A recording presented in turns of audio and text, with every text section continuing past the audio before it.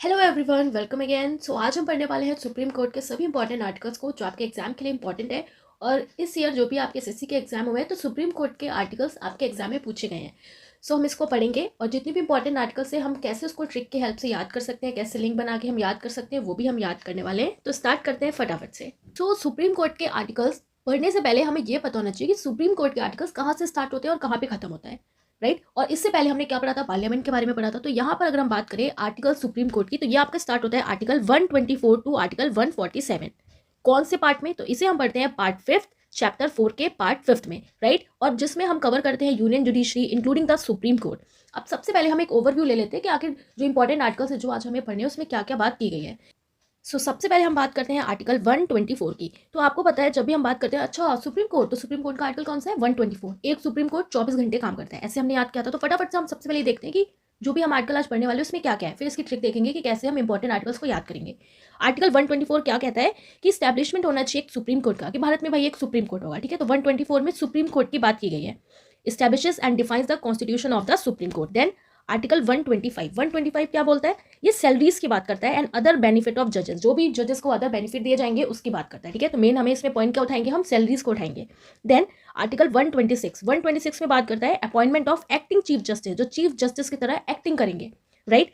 Then article 127 ये cover करता है अपॉइंटमेंट ऑफ एडहॉक जजेस। एडहॉक जजेस यानी कि जो मेन जजेस हैं, तो अगर वो कभी एब्सेंट हो गए उनकी जगह पे हम एडहॉक लेके आएंगे। एडहॉक टीचर्स होते हैं, एडहॉक जजेस को अपॉइंटमेंट किया जाएगा। देन आर्टिकल 120 कवर करता है अटेंडेंस ऑफ रिटायर्ड जजेस at supreme court sitting. Supreme court की कुछ इंपॉर्टेंट सिटिंग हो रही है और अगर रिटायर्ड जजेस को बुलाया गया है तो उनका अटेंडेंस कंपलसरी है, आना पड़ेगा। देन आर्टिकल 130 में हम पढ़ते हैं cover the seat of supreme court की। सुप्रीम कोर्ट जैसे अभी दिल्ली में है, ठीक है, तो उसी तरीके से सुप्रीम कोर्ट और कहाँ का बनाया जा सकता है, ये सारी बातें की गई है कि वैसे तो दिल्ली में, बट अगर सुप्रीम कोर्ट चाहता है तो कहीं और भी अपना सीट बना सकता है। आर्टिकल 131 किसकी बात करता है? Original jurisdiction of the supreme court, independence, jurisdiction, power and procedure of the supreme court. Article 132 में बात की गई है एपिलेट ज्यूरिडिक्शन, इसे हम आगे देखने वाले हैं।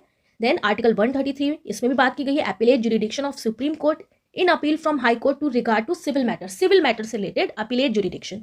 देन आर्टिकल 134 में हम क्या पढ़ते हैं? Appellate jurisdiction of supreme court in regard to criminal matter. इससे पहले हमने देखा सिविल मैटर, इसके बाद हमने देखा क्रिमिनल मैटर, राइट।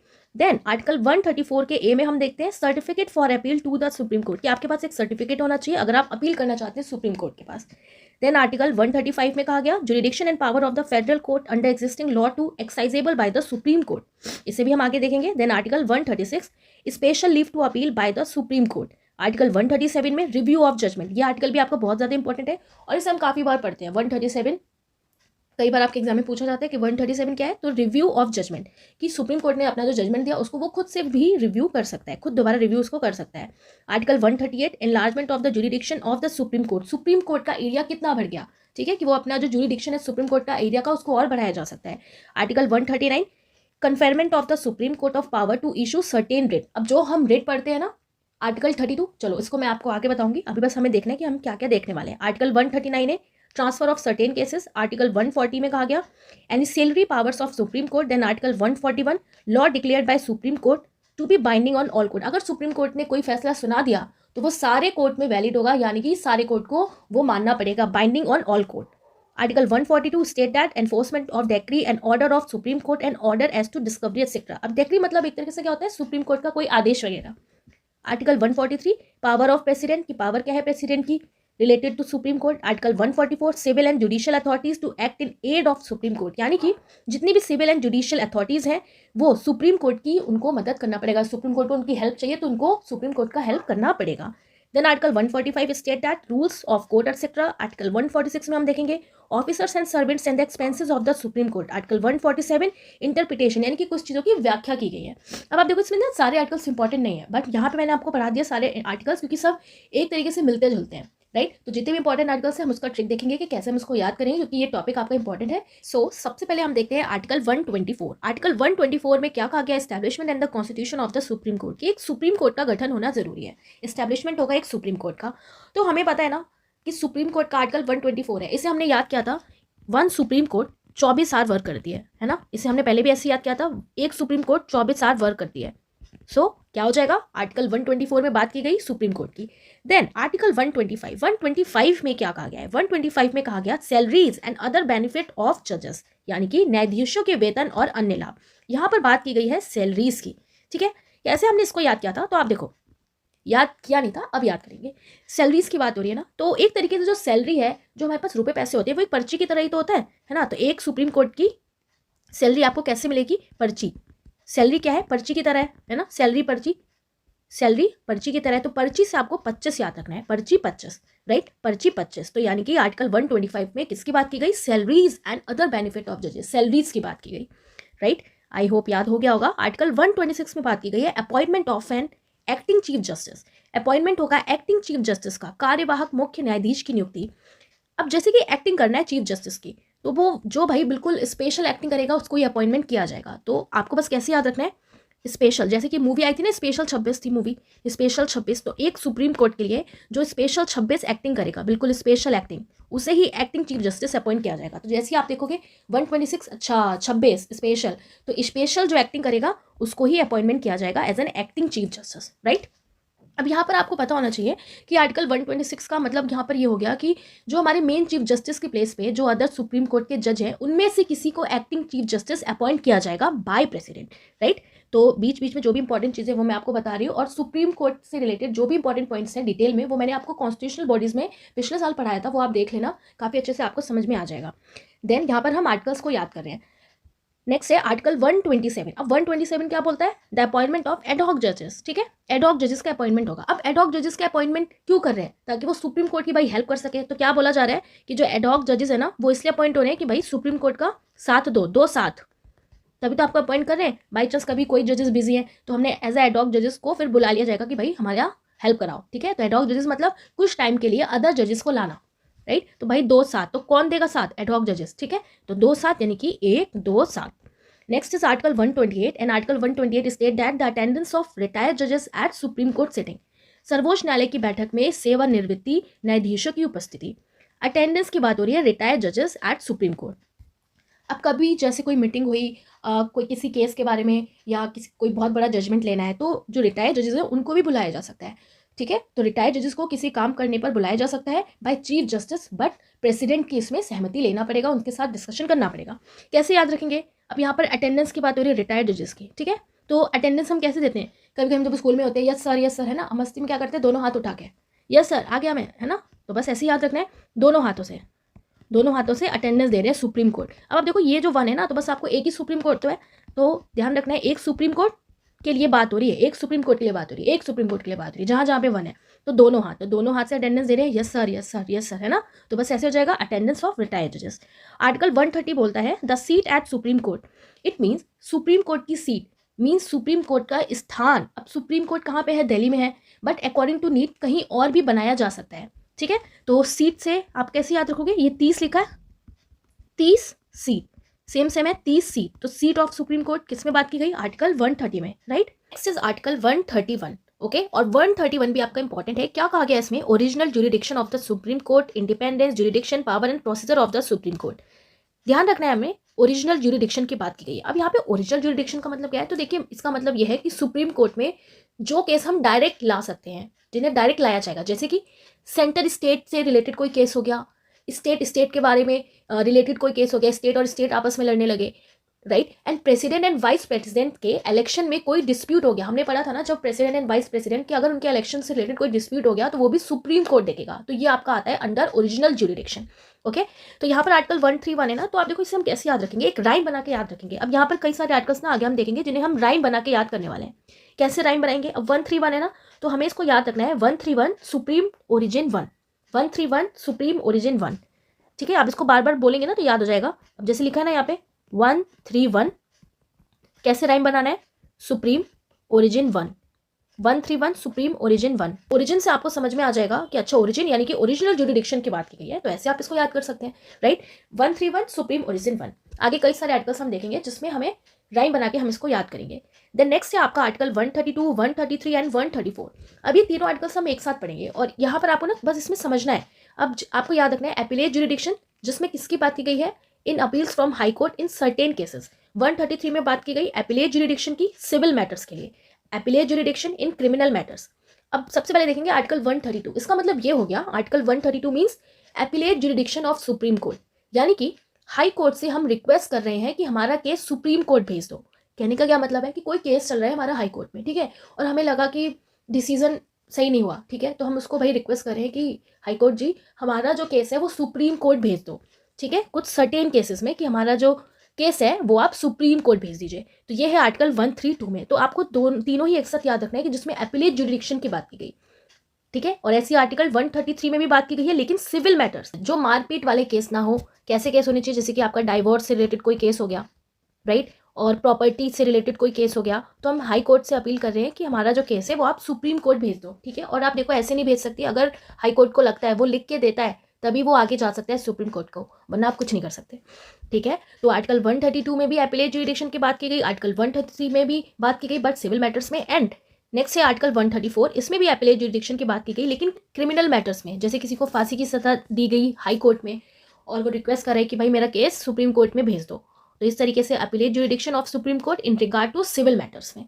अब आप देखो ना कैसे हम इसको याद कर सकते हैं कि ये एपिलेट की बात की गई है। जैसे कि आर्टिकल 32 जो हमने पढ़ा था, उपचार की बात की गई, संवैधानिक उपचार, कॉन्स्टिट्यूशनल रेमेडी हमने आर्टिकल पढ़ा था, उसी तरीके से जो लोग हैं वो रिक्वेस्ट करते हैं हाई कोर्ट में कि भाई हमारा केस जो है ना वो सुप्रीम कोर्ट भेज दो ताकि अच्छे से उपचार हो जाए। तो इस तरीके से आप इसको लिंक बना के याद कर सकते हैं।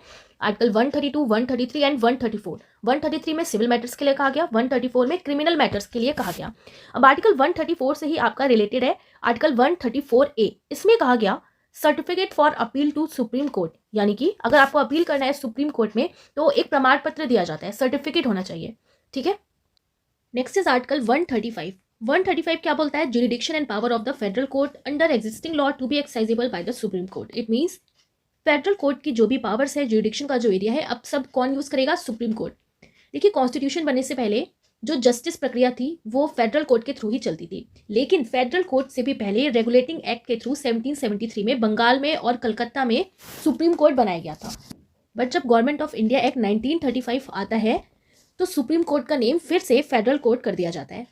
एंड कॉन्स्टिट्यूशन जब पूरा बन गया देन अगेन सुप्रीम कोर्ट पूरी तरह से आ गया। तो वही बात की गई है, फेडरल कोर्ट के जो भी पावर्स हैं, जुरिडिक्शंस हैं, वो सब कौन देखेगा, अब सुप्रीम कोर्ट के हाथ में है। तो इसे हम कैसे याद रखेंगे कि जो फेडरल कोर्ट है ना वो कह रहा है कि मैं अपना पावर और अपना जुरिडिक्शन तभी दूंगा जब भाई मुझे एक पेटीज खिलाओगे, ठीक है। अब यहाँ पे 135 एक पैंतीस है, कैसे रिलेट करेंगे, एक पैंतीस एक पैटीज, पावर तभी दूंगा जब एक पैटीज खिलाओगे, पैटीज होता है ना एक पैटीज, तो एक पैटीज एक पैंतीस, एक पैटीज एक पैंतीस, तभी पावर दूंगा मैं अपना सुप्रीम कोर्ट को। तो फेडरल कोर्ट ऐसे बोल रहा है, तो ये आपको ध्यान रखना है, ठीक है। तभी पावर सुप्रीम कोर्ट के पास जाएंगी, तभी पावर किसके पास जाएगी, सुप्रीम कोर्ट के पास। तो आपको ऐसे याद रखना है। आपसे पूछा जाएगा आर्टिकल 135 तो आपको समझ आ जाएगा 135 यानी कि 135 यानी कि फेडरल कोर्ट को भाई एक पैंतीस खिलाओ ना तभी वो अपनी पावर सुप्रीम कोर्ट को देगा, राइट, ऐसे आपको ध्यान रखना है। Next is article 136, special leave to appeal by the supreme court. It mean सर्वोच्च न्यायालय द्वारा अपील की विशेष अनुमति, राइट, तो ये आपको ध्यान रखना है। नेक्स्ट इज आर्टिकल 137 एंड 137 तो बहुत ज़्यादा इंपॉर्टेंट है, कई बार आपने पढ़ा भी होगा कि जो सुप्रीम कोर्ट है अपने ही जजमेंट को चेक कर सकता है कि पहले कुछ और डिसीजन था लेकिन अब कुछ और एविडेंस निकल के आए तो अब डिसीजन को चेंज करना है। तो 137 इट मीन सुप्रीम कोर्ट ने अपने ही डिसीजन को दोबारा चेक कर सकते हैं। तो रिव्यू ऑफ जजमेंट और orders bye the supreme court, और ये तो बहुत फेमस आर्टिकल है, आई होप आपको याद होगा, ये होना चाहिए। Next is article 138, enlargement of the jurisdiction of the supreme court, सर्वोच्च न्यायालय के अधिकार क्षेत्र का विस्तार। अब जैसे कि सुप्रीम कोर्ट का जो जुरिडिक्शन का एरिया है आगे बढ़ाया जा सकता है अकॉर्डिंग टू नीड। अब यहाँ पर आर्टिकल 138 है, इसे हम कैसे याद करेंगे, एनलार्जमेंट ऑफ द जुरिडिक्शन, ठीक है, ये रिव्यू ऑफ जजेस था, स्पेशल लीव था, ये बड़ा करना है हमें, सुप्रीम कोर्ट का जो एरिया है बड़ा करना है। तो सुप्रीम कोर्ट अपना कैसे बड़ा करेगी अपना एरिया को, तो हमें इसको याद रखना है कि सुप्रीम कोर्ट ने अपना एंट्री गेट को बड़ा कर लिया है, ठीक है, एक सुप्रीम कोर्ट ने अपने एंट्री गेट को बड़ा कर लिया है। एंट्री यानी कि 3, एंट्री 3, कैसे याद रखना है, एंट्री 3। अब एंट्री गेट बड़ा हो गया तो जुरिडिक्शन एरिया भी बढ़ जाएगा, तो ऐसे याद रखना है, गेट यानी कि 8, गेट 8, राइट, 8 से आपको 8 याद रखना है। सो क्या हो जाएगा 138। सो 138 में हमने क्या पढ़ा, enlargement of the jurisdiction of the supreme court. Supreme court ने अपना एंट्री गेट को बड़ा कर लिया, ठीक है मैंने बढ़ा लिया, ठीक है, और पावर्स आ गई मेरे पास, राइट। तो आर्टिकल 138 में किसकी बात की गई, enlargement of the jurisdiction of the supreme court, ऐसे आपको याद रखना है। Next is article 139। 139 में कहा गया conferment on the supreme court of powers to issue certain writ, सर्वोच्च न्यायालय को कुछ रेट जारी करने की शक्तियां प्रदान करना। आप देखो आप कहोगे यार रिट तो हमने आर्टिकल 32 में पढ़ा था, फंडामेंटल राइट में हमने रिट पढ़ा था। तो आप देखिए जो आर्टिकल 32 में हमने पढ़ा था, आर्टिकल 32 में, ठीक है, आर्टिकल 32 में उसमें बस कहा गया था कि भाई सुप्रीम कोर्ट कुछ रिट जारी कर सकता है, लेकिन यहाँ पर बात की गई, सुप्रीम कोर्ट ने उन रिटों के बारे में बात की गई, ठीक है। यहाँ पर बताया कि सुप्रीम कोर्ट रिट जारी कर सकता है, लेकिन आर्टिकल 139 में, अब आपको समझ में आएगा, अच्छा आर्टिकल 139 में भी रिट के बारे में बात की गई। आर्टिकल 139 में रिट के नेम बताए गए, ठीक है, रिटों के नेम बताए गए कि ये रिट आप जारी कर सकते हो, हैबियस कॉर्पस, सेरिटोरी, राइट। इस तरीके से यहाँ पर बात की गई उन रिटों के नेम की, और आर्टिकल 32 में बस ये कहा गया कि रिट जारी कर सकता है, इतनी बात की गई थी। लेकिन हम पूरा ही पढ़ लेते हैं कि कौन कौन से रिट्स थे। तो आपसे आपको ये भी पता लग गया होगा कि आर्टिकल 139 में रिट की बात की गई है। सो आर्टिकल 139 को हम कैसे याद रखेंगे, फिर से एक राइम हम याद करेंगे। कैसे, 139 है ना, सो 139 सुप्रीम राइट्स फाइन, कैसे याद रखना है, 139 सुप्रीम राइट्स फाइन। अब यहाँ पे राइट्स को आप रिट से भी रिलेट कर सकते हैं, राइट, क्योंकि यहाँ पर बताया गया है कि कौन कौन से रिट है। तो सुप्रीम राइट्स फाइन, 5 रेट हम पढ़ते हैं, तो यहाँ पर उन 5 रेटों के नाम बताए गए हैं, ठीक है। और 5 रेट कौन कौन से हैं आपको कमेंट करना है अगर आपको याद है तो। सुप्रीम राइट्स फाइन, क्योंकि मैंने आपको फंडामेंटल राइट में पूरा रेट बहुत अच्छे से पढ़ाया था, तो आपको याद होना ही चाहिए। तो सुप्रीम राइट्स फाइन, ऐसे आप इसको याद कर सकते हैं। इसी में आर्टिकल 139 में ए में बात की गई है ट्रांसफर ऑफ सर्टेन केसेस, यानी कि हाई कोर्ट के जो कुछ केसेस हैं वो सुप्रीम कोर्ट में ट्रांसफर हो जाएंगे, इतना ज़्यादा ही इंपॉर्टेंट नहीं है। आर्टिकल 140 बोलता है एनिसिलरी पावर्स ऑफ सुप्रीम कोर्ट, सर्वोच्च न्यायालय की सहायक शक्तियाँ, यानी कि एनिसिलरी पावर्स की यहाँ पर बात की गई है। जरूरत पड़ने पर सुप्रीम कोर्ट को न्यू पावर बना के दे दिया जाएगा, बट किसी और पावर को छीन के नहीं दिया जा सकता। फॉर एग्जाम्पल इलेक्शन कमीशन का कोई वर्क है, ठीक है, कोई पावर है इलेक्शन कमीशन के पास, तो ऐसा नहीं है कि वो छीन के सुप्रीम कोर्ट को दे दी जाएंगी, न्यू पावर बनाई जा सकती है अकॉर्डिंग टू नीड। तो ये आपके आर्टिकल 140 में बात की गई, यानी कि एनिसिलरी पावर, जो एनिसिलरी पावर्स है वो जाली नहीं होनी चाहिए, न्यू होनी चाहिए, ठीक है। तो जाली नहीं होना चाहिए, हम कैसे याद रखेंगे, जाली से आपका 40 हो जाएगा, जाली 40, ठीक है। तो एनिसिलरी जो पावर्स हैं वो जाली नहीं होनी चाहिए, ठीक है, ऐसे आपको ध्यान रखना है। वो कैसी होनी चाहिए, न्यू होनी चाहिए। अगर सुप्रीम कोर्ट को आप एक्स्ट्रा कोई पावर दे रहे हो तो न्यू बनाओ, ऐसे नहीं कि किसी और का, आपने किसी और कॉन्स्टिट्यूशनल बॉडीज का पावर लेके सुप्रीम कोर्ट को दे दिया, ठीक है। तो जाली 40 नहीं होनी चाहिए, ऐसे आपको याद रखना है। 140, राइट। नेक्स्ट है आर्टिकल 141, ये कहा गया law declared by supreme court to be binding on all courts, very important article. Supreme court ने अगर कोई लॉ बना दिया, कोई डिसीजन दे दिया, तो वो सभी कोर्ट पे बाध्य होगा, इट मीन सभी कोर्ट को मानना पड़ेगा, बाइंडिंग ऑन ऑल कोर्ट, बहुत इंपॉर्टेंट है। कोई डिसीजन दिया सुप्रीम कोर्ट ने, सारे ही कोर्ट को वो डिसीजन मानना पड़ेगा। तो 141 कैसे याद रखेंगे, फॉर एवरीवन, सुप्रीम कोर्ट ने अगर कोई डिसीजन दे दिया तो सबके लिए दिया है, फॉर एवरीवन, ठीक है, फॉर एवरीवन, तो फॉर एवरीवन, तो फॉर एवरीवन यानी कि 141। नेक्स्ट इज आर्टिकल 142, 142 क्या बोलता है, enforcement of decree and order of supreme court and order as to discovery etcetera, उच्चतम न्यायालय के आदेशों और डिक्रियों का प्रवर्तन तथा खोज आदि से संबंधित आदेशों का प्रवर्तन। इसका मतलब ये हो गया कि कोई ऐसा केस, ठीक है, कोई ऐसा केस जो जिसका पूरा जस्टिस नहीं हुआ, सही से जस्टिस नहीं हुआ, राइट, तो सुप्रीम कोर्ट के पास एक स्पेशल पावर है कि वो इशू कर सकता है order for doing complete justice for the public at large. तो याद रखना है आपको, ये किस में बात की गई है, आपका आर्टिकल 142 में, enforcement of decree and order of supreme court, कि कोई आदेश दे सकता है कि इसका इनकम्प्लीट जस्टिस हुआ है, फिर से इसका डिस्कवरी करो, एविडेंस जुटाओ और अच्छे से उसका कंप्लीट जस्टिस होगा अगर सुप्रीम कोर्ट को लगता है कि ये इनकम्प्लीट जस्टिस है, right. Next is article 143, and article 143 में हम पढ़ते हैं power of president to consult supreme court. It means president जो है वो कंसल्ट कर सकता है सुप्रीम कोर्ट को, अगर प्रेसिडेंट को जरूरत पड़ती है तो, बट बाइंडिंग नहीं है, प्रेसिडेंट की मर्जी है, वो मानना चाहे तो मान सकते हैं। तो पावर है प्रेसिडेंट के पास कि वो कंसल्ट कर सकते हैं सुप्रीम कोर्ट को, ठीक है। तो ये आपको ध्यान रखना है, power of president to consult supreme Court. So जैसे हमने आर्टिकल 123 पढ़ा था ना, 123 जिसमें प्रेसिडेंट अध्यादेश जारी कर सकता है, 123 अध्यादेश जारी, वैसे ही 143 आपको ध्यान रखना है कि पावर है प्रेसिडेंट के पास कि वो सुप्रीम कोर्ट के पास चले गए, ठीक है, 143 कि वो सुप्रीम कोर्ट के पास चले गए, 123 अध्यादेश जारी कर दिया। नेक्स्ट इज आर्टिकल 144, ये बोलता है civil and judicial authorities to act in aid of the supreme court. It means जो सिविल एंड जुडिशियल जो हैं वो हेल्प करेंगे किसकी, सुप्रीम कोर्ट की। 144, फिर से हम इसको राइम बनाएंगे, 144 और 44 आर्टिकल आपका कौन सा होता है, यूनिफॉर्म सिविल कोड। तो 144 एड कोर्ट फॉर श्योर, ठीक है, एड करेंगी, हेल्प करेंगी, एड कोर्ट फॉर श्योर, ठीक है, ऐसे आपको ध्यान रखना है, एट कोर्ट फॉर श्योर। इसको जो राइम है ना, इसको आप बार बार बोलोगे तो याद हो जाएगा, 144 एट कोर्ट फॉर श्योर, क्योंकि जितना इजी हो सकता है उतना इजी मैंने बनाया है। राइट। और ये कुछ एक दिन से सबके आर्टिकल्स की ट्रिक नहीं बनती है, काफ़ी इसमें टाइम लगता है कि हाँ रिलेवेंट चीज़ें हो जो आपको एग्जाम में हेल्प करे, क्योंकि मैं हमेशा कोशिश रहती है कि मेरी वीडियोज़ में कि आपको हेल्प मिले, तो आपको इसको अच्छे से देखना है, ध्यान रखना है। आर्टिकल 145 जो है रूल्स ऑफ कोर्ट एक्सेट्रा, न्यायालय के नियम आदि। अब यहाँ पर रूल्स वगैरह की बात की गई है, ये इतना इंपॉर्टेंट नहीं है आर्टिकल।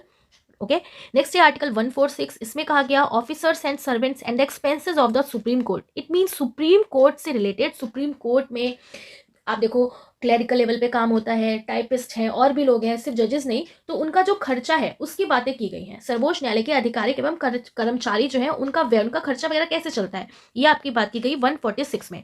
तो आपको कैसे याद रखना है 146 एक्सपेंसेस, 146 इसे कैसे याद रखोगे, इसको हम यहाँ पे लिखते हैं 146, ठीक है, फिर से 146 एक्सपेंसेस, 146 एक्सपेंसेस, खर्चे की यहाँ पर बात की गई है, एक्सपेंसेस 6, राइट। तो 146 में एक्सपेंसेस की बात की गई कि भाई सुप्रीम कोर्ट का खर्चा वगैरह कैसे चल रहा है, ऐसे आपको ध्यान रखना है। नेक्स्ट है आर्टिकल 147। ये भी इतना इंपॉर्टेंट नहीं है, नहीं पूछता, बस यहाँ पे कुछ चीज़ों की व्याख्या दी गई है आर्टिकल 147 में, यानी कि इंटरप्रिटेशन दिया गया है, व्याख्या, इतना ही बस आपको इसमें ध्यान रखना है, व्याख्या। ओके, तो आई होप इतने सारे जो हमने आर्टिकल पढ़े सुप्रीम कोर्ट के वो मोस्टली आपको बहुत अच्छे से याद हो गया होगा, और आप बार बार रिवाइज करेंगे तो हमेशा के लिए याद हो जाएगा। ठीक है, रिवीजन होता है हर चीज़ का कि आप जो पढ़ रहे हो उसका रिवीजन मस्ट है, तभी वो चीज़ें याद रहती हैं। तो एक बार जितने भी हमने आर्टिकल्स पढ़े ना, तो फटाफट से एक बार फिर से रिवाइज कर लेते हैं। तो आप देखो आर्टिकल 124 यानी कि 124, एक सुप्रीम कोर्ट 24 आवर वर्क, ठीक है, ऐसे हमने याद किया इसको, 24 आवर वर्क करता है। नेक्स्ट इज 125 सैलरीज पर्ची, सैलरी एक तरीके से पर्ची की तरह होता है ना, जो पैसे होते हैं। Covers the appointment of acting chief justice, acting chief justice special 26, special acting करोगे ना, स्पेशल एक्टिंग स्पेशल 26, तभी आपको एक्टिंग चीफ जस्टिस अपॉइंट किया जाएगा।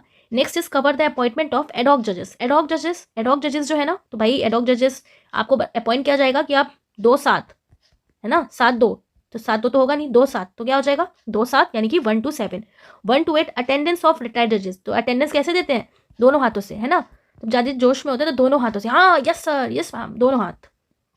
Next is article 130 covers the seat, तो सीट 30, सीट 30 ऐसे याद किया था हमने, seat 30, right. Next is 131 covers the original jurisdiction, original jurisdiction की बात हो रही है यहाँ पर ऑफ द सुप्रीम कोर्ट, तो इसे हमने याद किया था ना राइम बना के 131, तो आपको ध्यान रखना है। Article 132 appellate jurisdiction, article 133 appellate jurisdiction कौन सी मैटर में, सिविल मैटर में। 134 क्रिमिनल मैटर्स में, तो ये तीनों ही आपको एक साथ याद रखना है, ठीक है। 134 में कि अगर आपको अपील करना है सुप्रीम कोर्ट में तो आपके पास सर्टिफिकेट होना चाहिए। 135 फेडरल कोर्ट, फेडरल कोर्ट की सारी पावर कब आएगी, जब एक पैटीज खिलाएंगे, भाई फेडरल कोर्ट कह रहा है एक पैटीज खिलाओ, तब पावर दूंगा मैं सुप्रीम कोर्ट को, एक पैटीज यानी कि एक 35, right. Next is special leave to appeal by the supreme court, 136 में हमने देखा। 137 रिव्यू ऑफ जजमेंट, बहुत इंपॉर्टेंट आर्टिकल है। एनलार्जमेंट ऑफ द ज्यूरिडिक्शन, ठीक है, एनलार्जमेंट करना है, ज्यूरिडिक्शन का जो एरिया है सुप्रीम कोर्ट का बढ़ाना है, कैसे बढ़ेगा, कैसे बढ़ेगा, एंट्री गेट, एंट्री गेट को बड़ा बना दो, बड़ा हो जाएगा, एंट्री गेट, एंट्री गेट यानी कि 38, तो 1 तो आगे लगाइए, एंट्री गेट 38, राइट। 139 में हमने पढ़ा conferment of the supreme court of power to issue certain writ, writ को इशू करेगा, इसे भी हमने टाइम बना के याद किया था। ट्रांसफर ऑफ सर्टेन केसेस, ये भी आपका इसी से रिलेटेड है, कुछ जो केसेस है हाई कोर्ट के वो सुप्रीम कोर्ट में ट्रांसफर हो जाएंगे। एनिसिलरी पावर ऑफ सुप्रीम कोर्ट यानी कि सहायक शक्तियाँ क्या है सुप्रीम कोर्ट की, सहायक शक्तियाँ जो है वो भाई जाली नहीं होनी चाहिए, है ना, जाली नहीं होनी चाहिए, नहीं होनी चाहिए जाली, यानी कि 40, जाली 40। Then law declared by supreme court to be binding on all court, सबको मानना पड़ेगा, तो फॉर एवरीवन, ठीक है, एक सुप्रीम कोर्ट का ऑर्डर फॉर एवरीवन, सो 141 ऐसे हमने याद रखा। Enforcement of decree and order of supreme court and order as to discovery etcetera, it means complete justice के लिए सुप्रीम कोर्ट फिर से उस केस को लेके आ जाएगा, कहेगा अच्छे से छानबीन करो, अच्छे से उसकी डिस्कवरी करो, तो 142 में इसकी बात की गई। 143 में power of president to consult supreme court, जैसे कि हमने 123 प्रेसिडेंट की पावर पड़ी थी अध्यादेश जारी करने का, 123 वैसे 143 सुप्रीम कोर्ट के पास पहुंच जाएगा president. 144 civil and judicial authority to act and aid. अब आप देखो 44 में हमने पढ़ा था आर्टिकल 44 जो होता है, जो हम डीपीएससी में पढ़ते हैं, यूनिफॉर्म सिविल कोड, उसमें भी सिविल कोड आता है और यहाँ पर भी सिविल है, तो 144 सिविल यानी कि सिविल एंड जो जुडिशियल अथॉरिटीज हैं वो हेल्प करेंगी किसकी, सुप्रीम कोर्ट की, ये बात की गई है। And article 145 rules of court, कि भाई क्या रूल्स है इतने इंपॉर्टेंट नहीं है। ऑफिसर्स एंड सर्वेंट्स का एक्सपेंसेस, तो हमने याद रखा 146 एक्सपेंसेस, ठीक है, उनका जो खर्चा होता है उसकी बात की गई।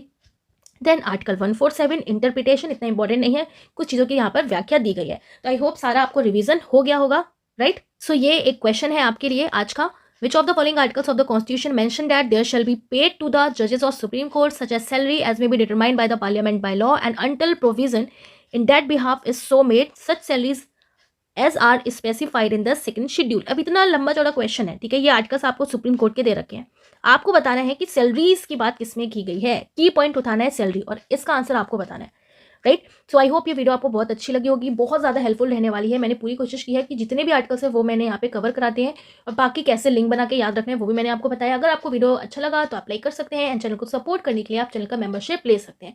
आपके रिस्पॉन्स पे ही डिपेंड करेगा कि मैं अगला वीडियो कितनी जल्दी लेके आऊँ, क्योंकि मैं भी वर्किंग हूँ और टाइम निकाल निकाल निकाल के वीडियो बनाना पड़ता है। सो मिलेंगे अब नेक्स्ट वीडियो में, तब तक के लिए tata bye bye, take care.